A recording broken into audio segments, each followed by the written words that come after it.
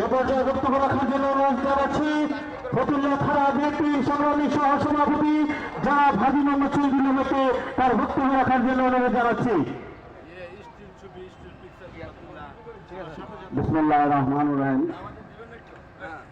BNP ভারপ্রাপ্ত chairman জনাব তারেক রহমানের ঈদ সামগ্রী আমাদের উপর অনুষ্ঠানের রাষ্ট্রীয় বিরোধী অনুষ্ঠানের সম্মানিত সভাপতি বাংলাদেশ জাতীয়তাবাদী দল ফতুল্লা থানা শাখার শ্রম বিষয়ক সম্পাদক জনাব বাবুল আহমেদ, আজকের এই অনুষ্ঠানে প্রধান অতিথি বাংলাদেশ জাতীয়তাবাদী দল ফতুল্লা থানা শাখার সংগ্রামী সভাপতি রাজপথী আন্দোলনী অন্যতম পুরোধা, যিনি বিগত স্বৈরাচার বিরোধী আন্দোলন করতে গিয়ে বারবার কারা নির্যাতিত হয়েছিলেন, আমাদের সেই সকলের প্রিয় শহীদুল ইসলাম টিটু।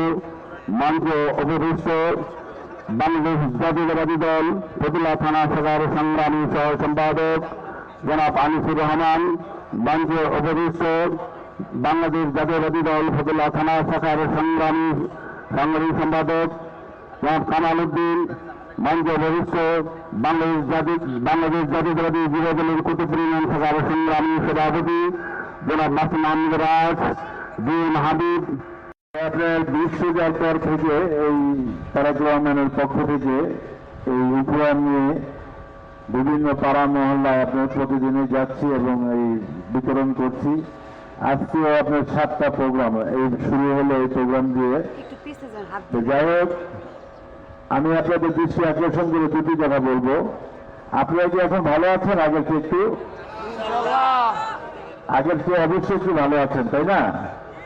বিশেষ করে যারা বাংলাদেশ জাতীয়তাবাদী দলকে বিশ্বাস করেন, যারা এই দলের পতাকার নিচে থেকে আন্দোলন সংগ্রামে অবস্থা করেছিলেন, আমি মনে করি এই 17 বছরের ভিতরে এই আজকে এই রোজায় তারা বাসায় ইফতার করতে পারছেন, সেহরি খেতে পারছেন, যেটা বিগত 15 বছর আপনার সম্ভব হয়নি। আমার নিজেও আপনার একই অবস্থা। তো যাই হোক, আপনাদের দৃষ্টি আকর্ষণ করে বলতে চাই, আপনারা জানেন বাংলাদেশে ইতিমধ্যে একটি সরকার প্রতিষ্ঠিত হয়েছে আপনাদের সবার আন্দোলনের মাধ্যমে। দল মত নির্বিশেষে সবাই আন্দোলনে অংশগ্রহণ করেছিলেন বিদায়ী স্বৈরাচার শেখ হাসিনা তার 300 এমপি মন্ত্রী নিয়ে দেশ থেকে পালাতে বাধ্য হয়েছে। তো এটার জন্য সব অবদান আপনাদের, আমাদের সবার। এই দেশটাও আমাদের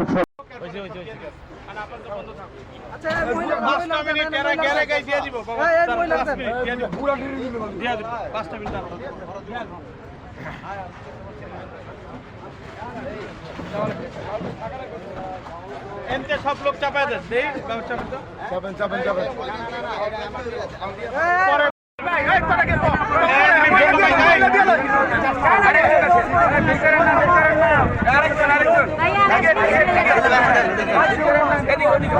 সব এনে